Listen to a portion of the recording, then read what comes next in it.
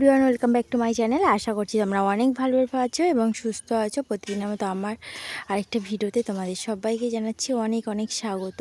তো যাই হোক, এখানে একদম বাজারে চলে এসেছি এখন। আর বাজারে এখন পোলট্রি দোকানে রয়েছি। সকালবেলা উঠেই এসেছি, এখন বাজে 9:30। আর এখন এখানে পোলট্রি কাটা চলছিল। খানিকটা রক্ত ফক্ত রয়েছে, তোমরা বুঝতেই পারছো প্যাকেটের মধ্যে। তো কাকু আমাকে সেটা কেটে দিচ্ছিলো, একটু লেট হবে বলছিল। তো তোমরা ভিডিওটার পুরোটার সাথে থেকো। বাড়িতে গিয়ে তোমাদের সাথে কথা হবে এবং রান্নাবান্নাটুকু মাকে দিয়ে আসবো এটা।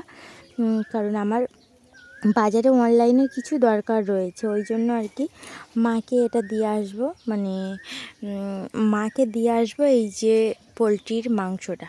তো এখন এটা দিয়ে আসার পরে আমি তখন বাজারে ফ্রি হয়ে চলে আসবো সব কিছু বাজারপত্র গুছিয়ে দিয়ে। তো যাই হোক, তোমরা ভিডিওটা দেখতে থাকো। আর আজকে কিন্তু বেশ রোদ রয়েছে, আর আমি বলছিলাম আমার একটু হাড্ডি দেখেই দেবে। তো এই জন্য ঠ্যাং পালা যেগুলো হাড্ডি রয়েছে সব আমাকেই সেগুলো বেছে বেছে দিচ্ছিলো কাকু। আর কাকুটা এমনিই ভালো, সব সময়ের জন্য যেটা বলি সেটাই দেয়।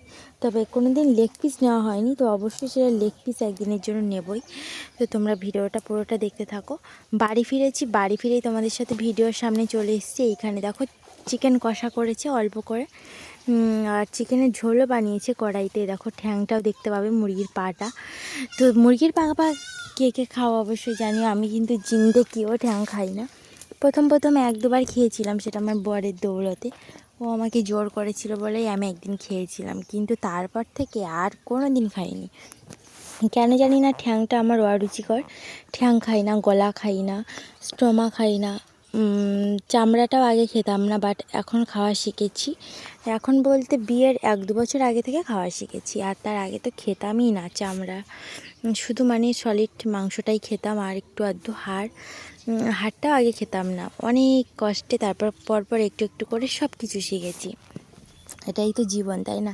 তো অনেকে রয়েছে সব কিছু খাই, কিন্তু আমি একদমই খেতে পারি না। জানি না, কেমন একটা ঘৃণা লাগে, কিন্তু ঘৃণা করে কিছু খেতে নেই।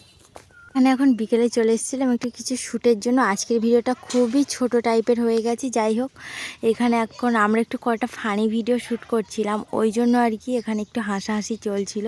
তো চলো তোমাদেরও শেয়ার করি। তবে আজকের এই ছোট্ট ভিডিওটা তোমাদের কেমন লাগলো অবশ্যই কিন্তু কমেন্ট বক্সে জানাবে।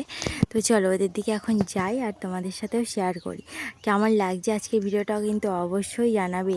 আর চারিদিকে ধান ক্ষেত আর ধান ক্ষেত, আর এই বছর কিন্তু প্রচুর ধান ক্ষেত। ওরা 3জন মিলে কি করছে দেখি। তো এখানে দেখো, এখানে ভিডিও শ্যুটের মানে যে ভিডিওটা বানিয়েছিলাম সেটাই